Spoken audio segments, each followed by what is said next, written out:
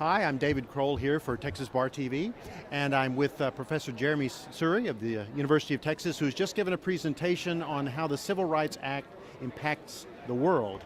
Professor Suri, thank you for being here. My pleasure.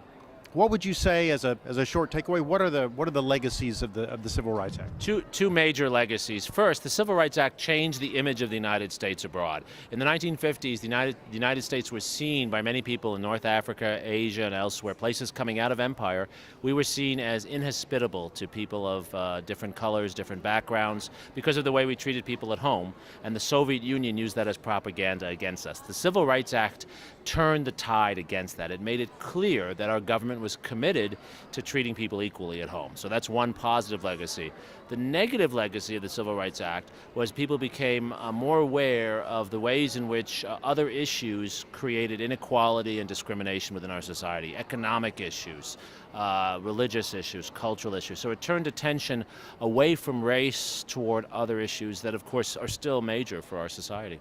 Anytime our society starts talking about something and trying to improve it, we of course magnify the negativities of that as well. Absolutely right, absolutely right. And I think that's a positive dynamic in a sense, because it forces us to think and work harder. What would you say is the prospect looking forward?